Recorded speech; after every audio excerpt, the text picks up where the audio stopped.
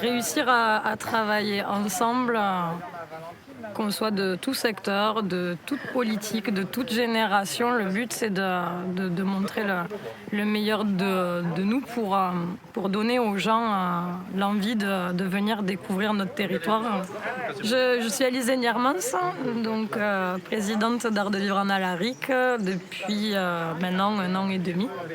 On a décidé donc il y a 1 an et demi de reprendre l'association qui était mise sous sommeil depuis 1 an ou 2 parce qu'on était plusieurs jeunes à revenir dans le coin. Moi je me suis installée sur une ferme équestre donc à Montlore, la ferme de mon père. J'ai repris donc des randonnées équestres dans les Corbières et Adèle, qui a d'ailleurs travaillé sur la ferme équestre du Plot à une autre époque, est venue s'installer avec des poneys à la Bastide.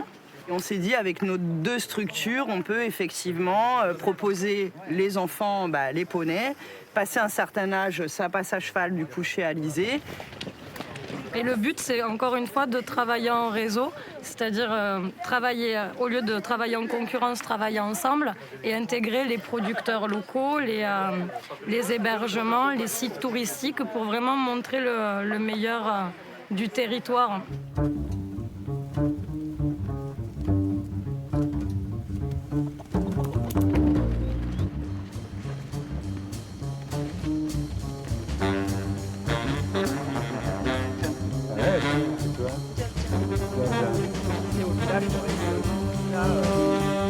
Partir en vacances, on a c'est ça. dit, Ah oui, parce qu'on mais devait était partir. disponible. Ouais. Parce que c'est pas toujours facile. De trouver quelqu'un qui veut être là. Et tu as dit oui, pourquoi pas. Je suis originaire de Serviès-en-Val. Du coup, mes parents avaient une exploitation viticole. Donc, ils avaient une vingtaine d'hectares à la grande époque, on va dire. Ils vendaient principalement en négoce. Puis ils ont cherché à se développer en vente directe, à promouvoir la qualité. Ils n'ont pas réussi à trouver les bons marchés, ils ont dû arrêter. Donc moi je suis parti en récupérant cette exploitation agricole avec 7 hectares de vignes et une quinzaine d'hectares de champs. Et j'ai développé ma partie d'élevage là-dessus. J'ai un peu ce recul-là de ne pas me lancer dans des gros objectifs de production et plutôt de garder mon objectif de ferme pédagogique. Il m'a fallu financer ma vie, quoi. Et donc j'ai pu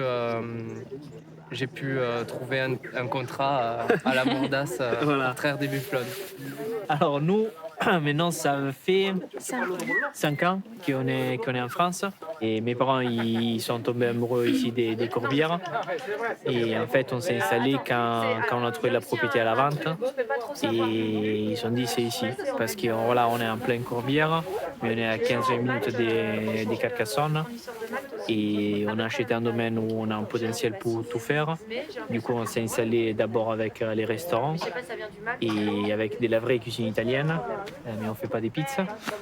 Et après, on s'est installé avec un élevage de bufflons pour faire des laveries mozzarella. On est très content de nos choix parce que on s'est bien intégré ici. On est très content et avec l'association, je trouve il y a un dynamisme qui est en train de se créer entre tous les jeunes et moins jeunes. Du coup, les teams de la mozzarella, c'est nous 3. Voilà. Manu, tu t'es installé en quelle année, toi? Moi, j'ai acheté le terrain en 2013. D'accord. Mais l'association Art de Vivre en Alaric, elle est née en 2008 parce qu'en fait à la base ce qu'on avait fait c'était on avait été plein à avoir des petits gîtes et on s'était dit c'est complètement idiot, les gens dès qu'on est complet, les clients, les touristes ils partent ailleurs. Donc on s'était associés entre gîtes pour se renvoyer la balle et dès qu'on était complet on renvoyait aux autres. On avait beaucoup de friches, trop de friches. Donc alors les friches, c'est quand même, puisqu'on recevait des touristes qui viennent, bon, c'est pour le soleil, en premier peut-être, pour nos produits, et c'est aussi pour les paysages. Donc on a dit, si on ne fait pas quelque chose, peut-être un jour, il amènera moins. Donc ça serait bien d'installer sur les friches que l'on a, qui étaient des anciennes vignes, d'installer des nouveaux agriculteurs. Et on a décidé de les aider à fond. C'est ça, nous on en a parlé en conseil. On a dit si on les fait venir, parce que si on les fait venir connaître la nature, ils risquent de se planter, on a voulu les aider à fond. Voilà, ça, par exemple pour les Italiens, on sait qu'en France, il faut faire beaucoup de papiers, de paperasse. Et ils ne parlaient pas un mot de français, donc c'est la mairie, c'est la secrétaire. On a chargé la secrétaire de leur faire tous les papiers, tous les dossiers d'installation, permis de construire, tout ça. Voilà. Moi, mes besoins sont assez particuliers pour la spiruline. J'avais besoin d'un terrain agricole, mais surtout, j'avais besoin de l'eau de bonne qualité. Et donc, le terrain que j'ai trouvé à Pradel, il avait les deux choses. Un terrain assez grand pour faire ce que j'avais à faire et de l'eau de bonne qualité. Et donc, moi, la suite de mon projet, ça a été de contacter la mairie, donc de rencontrer Claude pour pouvoir présenter mon projet, expliquer ce que c'est que la spiruline. C'est des projets qu'il faut expliquer parce que si je veux faire de la vigne, tout le monde sait ce que c'est. Si je veux faire de la spiruline, c'est est-ce que ça va être quoi? Est-ce que ça va faire du bruit? Est-ce que ça va sentir? Est-ce que ceci, cela? Et après, ils en ont débattu en conseil municipal. Non. T'as pas compris les chiens. Ça pour une fois.